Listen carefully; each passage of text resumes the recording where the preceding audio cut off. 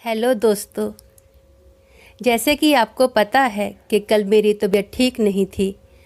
कल से मुझे ये प्रॉब्लम हुई है कि मैं जब भी सो के उठती हूँ तो सुबह सुबह मेरे चेहरे पे सूजन आ जाती है। आपने पहले की वीडियो भी देखी होगी, अब वही वीडियो में फ़र्क देखिए मेरा चेहरा कैसा लग रहा है। जब वो वॉशरूम जाते थे तो देखते थे कि वहाँ पर टट्टी पड़ी रहती है और पूरा कबोर्ड सूखा रहता है, पानी की एक भी बूंद नज़र नहीं आती। हमें समझ में नहीं आता था कि वो लोग खुद को धोते भी हैं कि नहीं। मुंबई जैसे शहर में घर लेना इतना आसान नहीं होता है। हम जो घर में राशन का पैसा देते थे तो घर में राशन भी भरा नहीं जाता था। उल्टा जो पैसा हम जमा कर रहे थे घर लेने के लिए वो भी चोरी हो जाया करता था। लेकिन वो कहते हैं ना कि टेढ़ों को सीधा कहाँ रास आता है।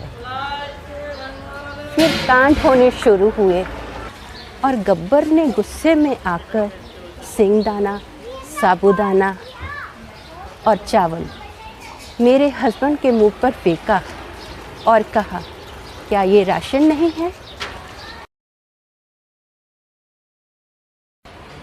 अगर तुम शेर के पिंजरे में जाकर ये सोचो कि शेर तुम्हें खाएगा ही नहीं तो तुम पूरी तरह से गलत हो, क्योंकि तुम भी शेर के लिए एक गोश्त ही हो। हेलो दोस्तों, मेरा नाम अमन है।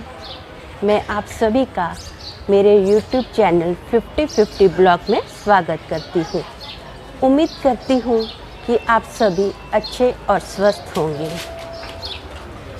इस वीडियो को शुरू करने से पहले मेरी आपसे रिक्वेस्ट है कि आप मेरे YouTube चैनल 50-50 ब्लॉग को सब्सक्राइब कर लीजिए, लाइक कीजिए, शेयर कीजिए और हाँ, कमेंट भी ज़रूर कीजिए।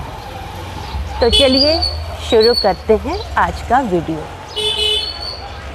जब हमने घर छोड़ा तो हम हमारे किसी करीबी रिश्तेदार के यहाँ रहने गए। हम उनसे सभी बातें क्लियर करके ही उनके घर पर रहने गए थे, जैसे कि घर का रेंट हम भरेंगे और घर का छोटा बड़ा जो भी खर्चा होगा वो हम देंगे। हम ये सभी बातें क्लियर करके उनके यहाँ पर रहने गए थे। मुंबई जैसे शहर में घर लेना इतना आसान नहीं होता है, इसलिए हमने सोचा कि मैं और मेरे हस्बैंड दोनों जॉब करेंगे और हम जल्दी ही खुद का घर ले लेंगे, जिससे हमारे करीबी रिश्तेदार को रेंट भरने में आसानी होगी और हम भी अपना पैसा जमा करके खुद का घर ले लेंगे। मुझे और मेरे हस्बैंड को 10-15 दिन के अंदर ही काम मिल गया था। मुझे सेल्स का काम एक साड़ी की शॉप पर मिल गया था और मेरे हस्बैंड को फर्नीचर की शॉप पे सेल्स का काम मिल गया था। मेरे हस्बैंड जिस शॉप पर काम करते थे वो शॉप घर से बहुत दूर थी और मैं जिस शॉप पर काम करती थी वो घर के नज़दीक ही थी। मुझे दोपहर को 1 घंटे की लंच ब्रेक मिलती थी, जिसमें मैं आकर अपने लिए और अपने रिश्तेदारों के लिए लंच बनाती थी। मैं मॉर्निंग का ब्रेकफास्ट, दोपहर का लंच और रात को काम से आकर डिनर भी सभी के लिए बनाती थी। हम पूरा दिन काम करते थे और बहुत थक जाते थे। इतना थक जाते थे कि हम एक दूसरे से ज़्यादा बात भी नहीं कर पाते थे। हम फिर भी मैनेज कर रहे थे। सब कुछ अच्छा चल रहा था हमारे मुताबिक, लेकिन वो कहते हैं ना कि टेढ़ों को सीधा कहाँ रास आता है। फिर कांड होने शुरू हुए। सॉरी दोस्तों, बीच में डिस्टर्ब हो रहा है क्योंकि मैं रोड पर चल रही हूँ ना, तो बाइक वगैरह आते हैं तो मैं थोड़ा संभल के भी चल रही हूँ और वीडियो भी बना रही हूँ। चलो कंटिन्यू करते हैं हम लोग। फिर कांड होने शुरू हुए। जैसे हमारे करीबी रिश्तेदारों ने अपने आसपास के लोगों से कहना शुरू कर दिया कि मैं घर में उनका कोई काम में मदद नहीं करती हूँ। उनको जो करना पड़ता है खुद ही करना पड़ता है। और उनके पड़ोसी मुझे शॉप पर आके ये सभी बातें बताते थे। मैं कोई रिएक्ट ही नहीं करती थी, क्योंकि मुझे पता था कि वो जो कह रहे हैं सच्ची कह रहे हैं, क्योंकि मैंने खुद भी अपने रिश्तेदारों के मुंह से मेरे लिए ये सभी बातें सुनी थी। हम जो घर में राशन का पैसा देते थे तो घर में राशन भी भरा नहीं जाता था। उल्टा जो पैसा हम जमा कर रहे थे घर लेने के लिए वो भी चोरी हो जाया करता था। ऐसा 3 बार हुआ।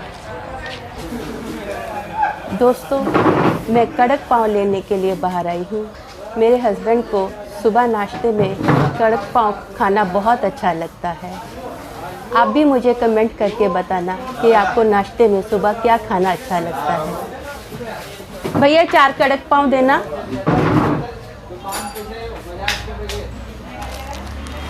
और ये जीरा बटर भी दे दे। 4 कड़क पाव देना और ये जीरा बटर भी दे देना। दोस्तों, हम अपना वीडियो फिर से शुरू करते हैं।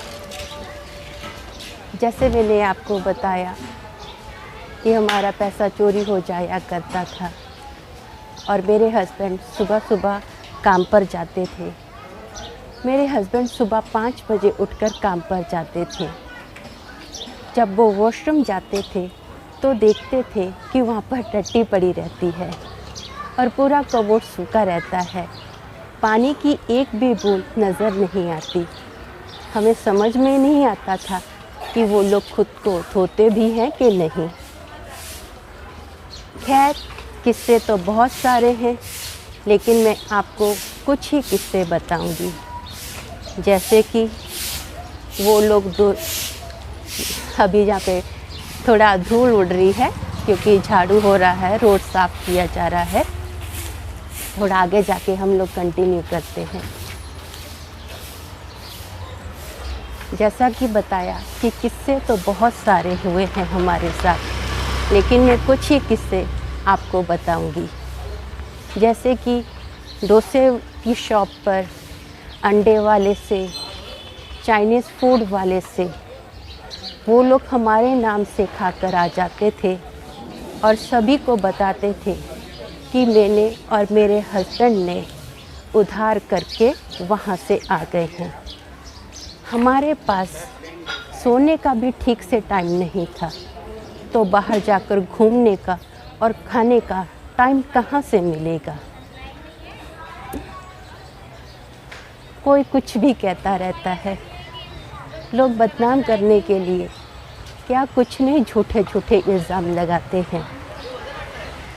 खैर, एक और बड़ा किस्सा मैं आपको बताती हूँ, जिसकी वजह से हमने घर को छोड़ दिया था। एक दिन मैं किचन में खाना बना रही थी और मेरे रिश्तेदार में से ही किसी ने आकर मुझे कहा कि उसको भजिए खाने हैं। मैंने उससे कहा कि घर में जो राशन था वो मैंने बना दिया है और अभी राशन नहीं है। तो सांबा ने जाकर गब्बर को भड़का दिया। अब आप रिश्ता समझ ही जाना, मैं आपको उसका नाम नहीं बता सकती हूँ। और गब्बर ने गुस्से में आकर सिंगदाना, साबूदाना और चावल मेरे हस्बैंड के मुंह पर फेंका और कहा, क्या ये राशन नहीं है? तो हमने उसी दिन डिसाइड कर लिया कि हम इनके घर पर नहीं रहेंगे और हमने 1 हफ्ते के अंदर ही उनका घर छोड़ दिया।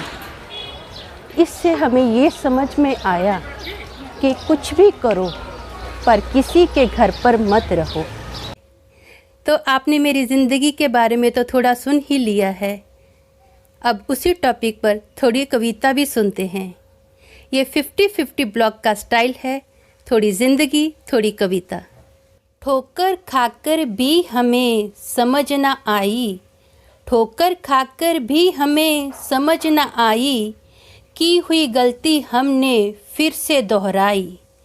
जालिमों की शर्तें लगभग एक जैसी नज़र आई।